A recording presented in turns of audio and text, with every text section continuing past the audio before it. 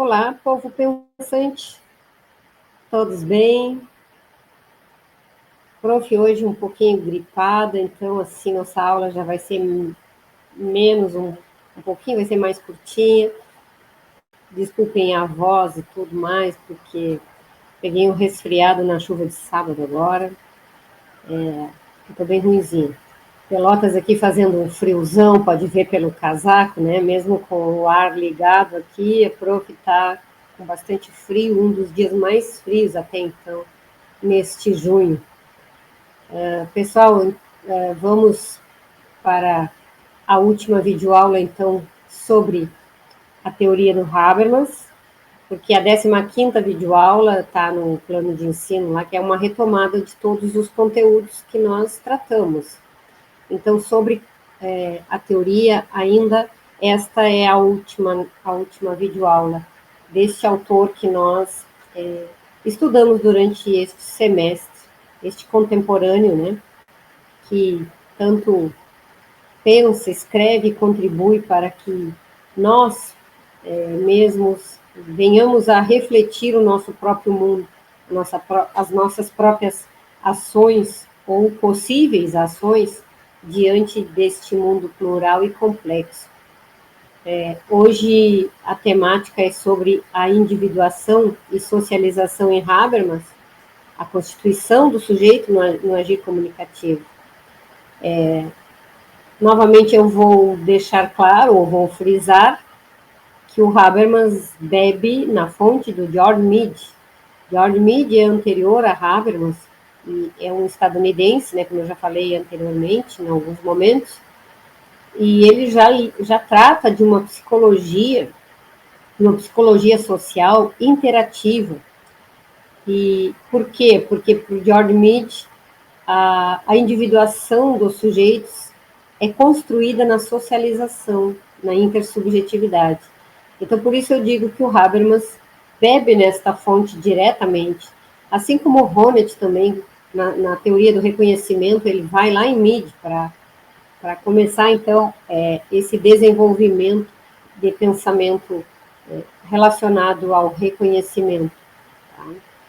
Mas, enfim, a relação entre individuação e socialização, ela figura entre os problemas centrais da teoria social contemporânea, tá? E a tensão entre o desenvolvimento da subjetividade e as exigências normativas da coletividade desafia, então, a filosofia ou as filosofias políticas e sociais desde a modernidade. E no contexto desse debate, o Habermas oferece uma contribuição decisiva ao propor, então, uma solução que articula a formação do sujeito e da sociedade no interior do processo, ou de processos comunicativos.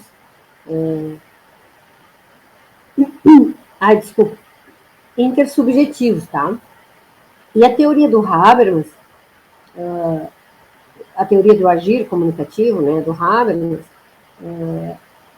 recusa tanto o individualismo metodológico das tradições liberais, quanto o holismo normativo característico de abordagens funcionalistas ou estruturalistas.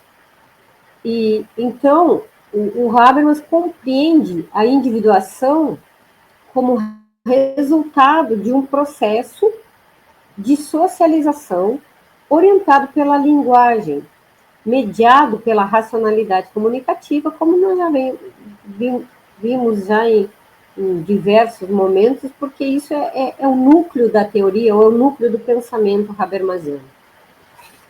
Tradicionalmente, então, o conceito de individuação foi associado ao desenvolvimento da autonomia subjetiva, em face das pretensões, ou em face das pressões e das normas sociais, em face das pressões e das normas sociais. Bom, em sua formulação clássica, o sujeito moderno, ele é concebido como um agente como um agente autônomo, dotado de razão e capaz de autorregular, capaz de se autorregular, segundo princípios racionais. Tá? Em contrapartida, o processo de socialização é, muitas vezes, descrito como conjunto de mecanismos, tá? De mecanismo de adaptação do indivíduo às estruturas normativas e institucionais da sociedade. E essa dicotomia, tá? Presente em boa parte da filosofia política e da sociologia moderna, ela é criticada pelo Habermas. Por quê? Por seu caráter reducionista. Tá? Para o Habermas, a constituição do sujeito e da sociedade, ela ocorre em um mesmo processo de interação. Tá? Só que para o Habermas é num processo de interação comunicativa, mediada linguisticamente. Tá? No qual, então, a individuação e a socialização são momentos de um só movimento formativo. E segundo Habermas, o processo de socialização ele não pode ser entendido como mero condicionamento ou interiorização à crítica de normas. Trata-se, antes disso, de um processo em que o sujeito adquire competências comunicativas e morais que lhes permitem participar dos processos interativos e discursivos, por meio dos quais a sociedade se estrutura. Enfim, por sua vez, a individuação entendida assim como formação da identidade pessoal, tá? E moral também, ela não ocorre à margem do social, mas no interior das práticas comunicativas, que visam, então, o entendimento, o reconhecimento recíproco entre os sujeitos, entre os envolvidos. Tá? E o Habermas, ele inspira-se neste ponto em autores como George Mead, né, que eu já falei, como o Piaget, que é um autor da educação, tá? O Jean Piaget, para quem a constituição do eu e a capacidade de assumir papéis depende da internalização das perspectivas do outro. É bem George Mead também isso aí. Tá? Que para eu liberar o meu eu, a minha identidade, eu primeiro assimilo aquele processo na interação com os outros, o processo, tá? De perspectiva, na perspectiva do outro, eu internalizo a perspectiva do outro, trabalho isso em mim, reflito racionalmente, e quando eu me manifesto a partir de então, esta é a minha individuação. Esse é o meu eu que vai se colocar, tá? Que vai falar, que vai se colocar. Mas é dentro desse processo de internalização das perspectivas do outro. E lembra que eu lá, quando eu falei no George Mead, lá nas primeiras aulas, eu falava, então, que o Mead dá o exemplo do jogo de futebol, e é uma coisa bem simples da gente entender o que eles querem dizer nessa internalização, né, a partir da perspectiva do outro. Então, lembram que eu falei sobre no campo de futebol, por exemplo, futebol, né?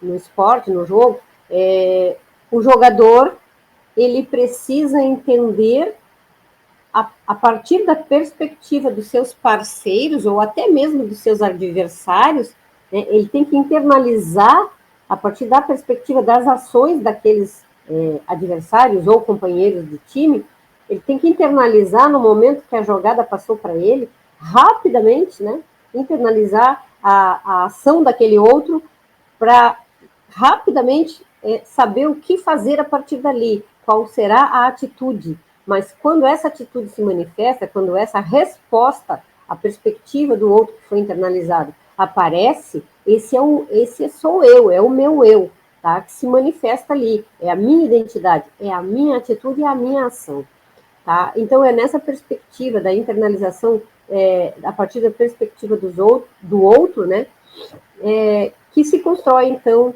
a, a subjetividade, a identidade da pessoa.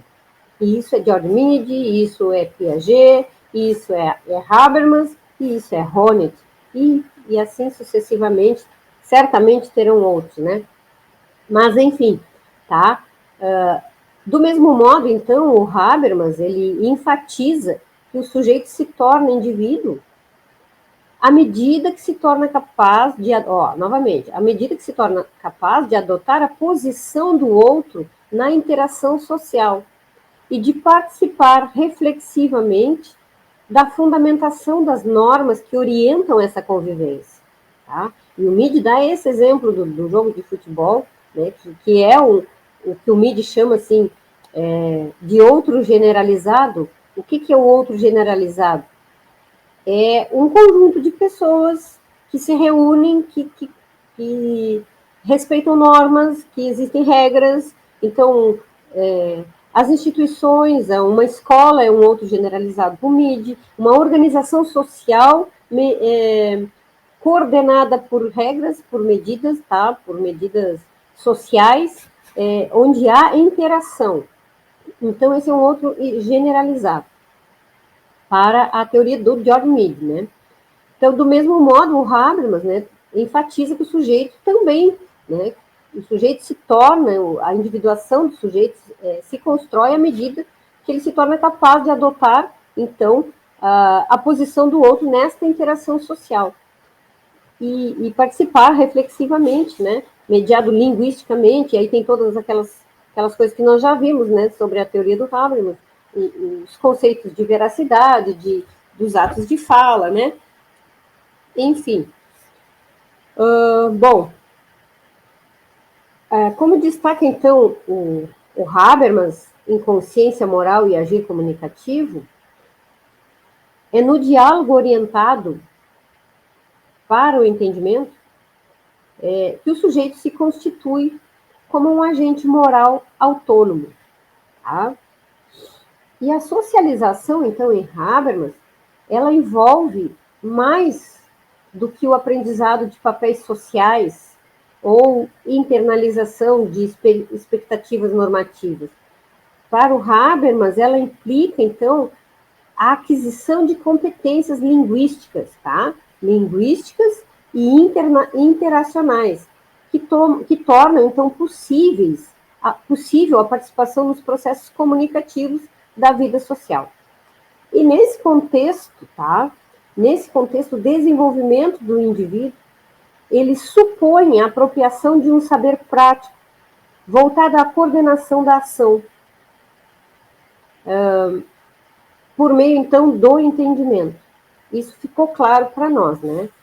E para o Habermas, isso está na TAC, o processo de socialização, tá? O processo de socialização bem sucedida resulta na formação de sujeitos. Processo de socialização, se ele for bem sucedido, ele resulta na formação de sujeitos capazes de lidar com as pretensões de validade, de verdade, de correção normativa e sinceridade, que estruturam desta forma o agir comunicativo, tá? E o modelo comunicativo de socialização distingue-se assim, então, das concepções funcionalistas, que tendem a reduzir a socialização ao ajustamento de normas pré-estabelecidas. Então, para o Habermas, o sujeito socializado, ele não é um simples reprodutor das estruturas sociais. Vejam bem, o que é o sujeito, se cair na prova agora, na prova presencial, o que é o sujeito para Habermas, segundo a teoria do Habermas? Olha só, para Habermas, o sujeito socializado não é um simples reprodutor das estruturas sociais.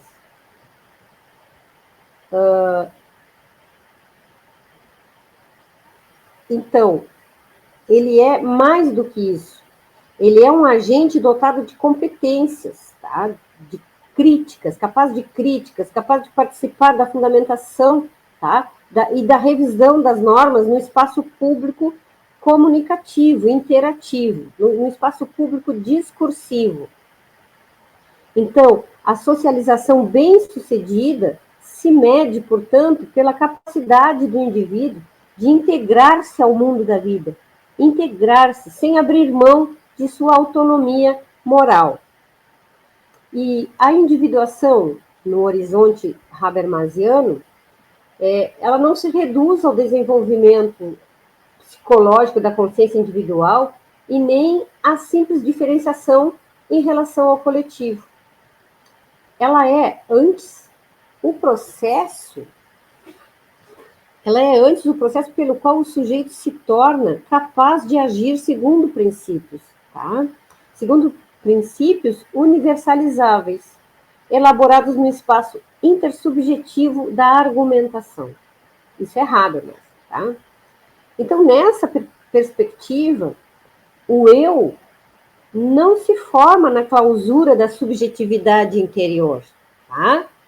Mas no diálogo, na interação com os outros e na participação em práticas comunicativas, que visam, então, esse reconhecimento recíproco e a cooperação entre os sujeitos.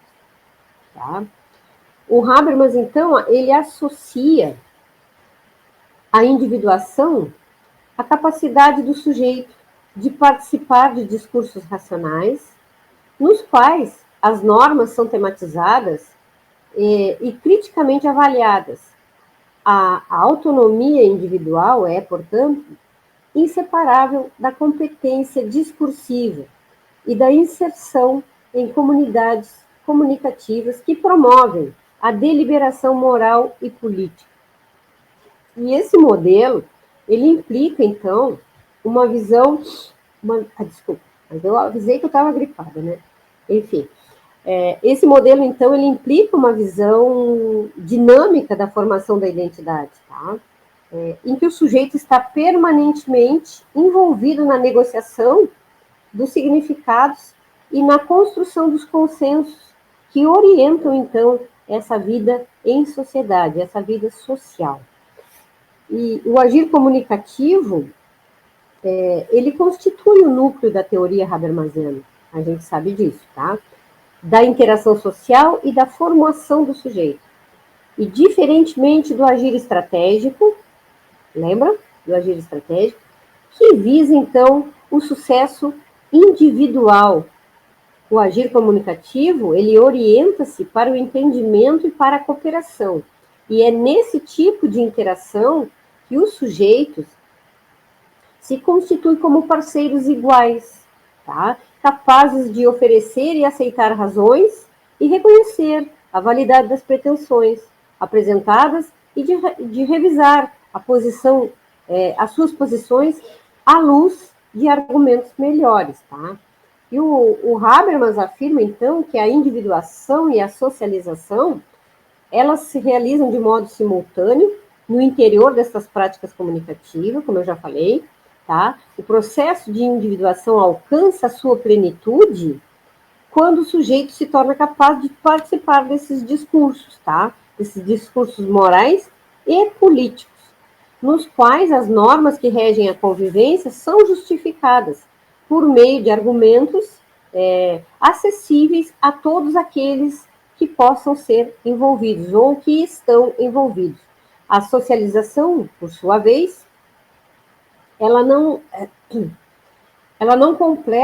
é completa enquanto não formar, ela não se completa enquanto não formar sujeitos aptos de se integrarem, né, criticamente ao mundo da vida e a contribuir para a produção simbólica de estruturas normativas dessa sociedade na qual nós estamos inseridos.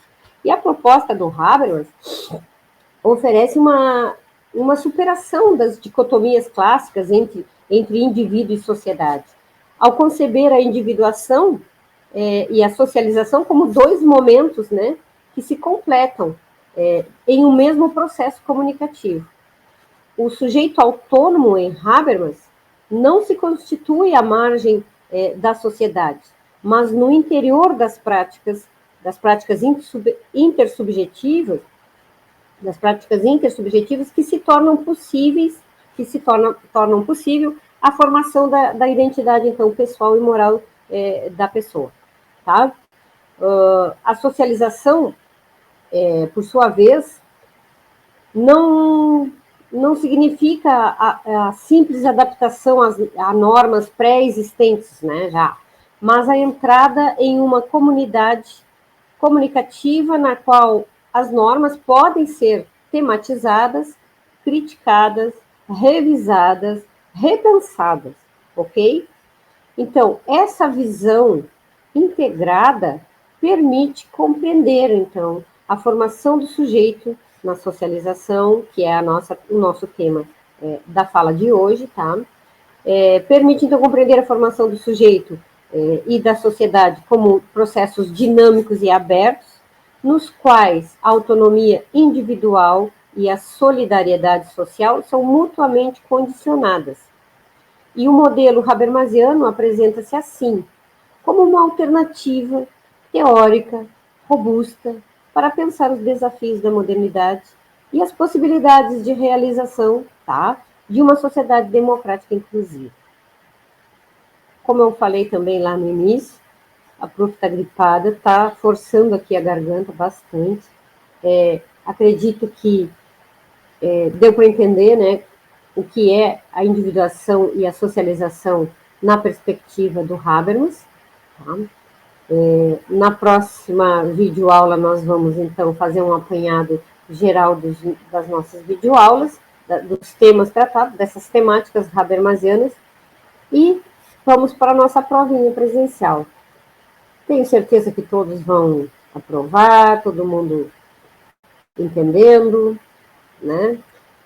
Eu deixei lá na videoaula, na 13ª videoaula, um espaço para nós respondermos, ou para vocês responderem, as questões que constam lá no final da videoaula.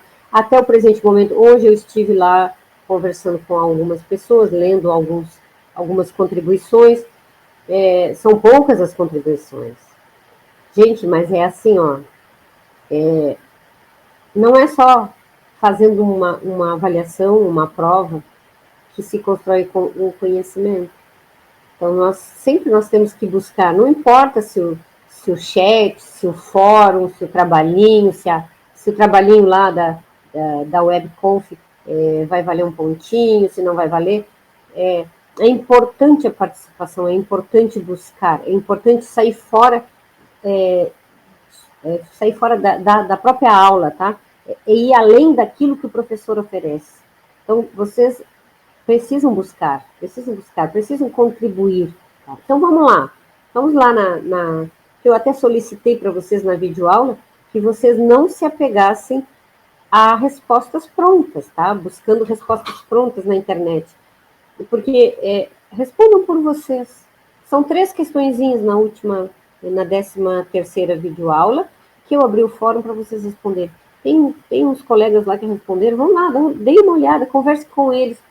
Tem contribuições muito interessantes ali, tá? E é assim que a gente adquire esse conhecimento. E nós precisamos dessa aquisição para poder proliferar o conhecimento, tá? E usá-lo em prol da nossa vida, em prol da nossa sociedade. É isso aí, por hoje é só. Beijo para todos e vamos lá. Até a próxima semana.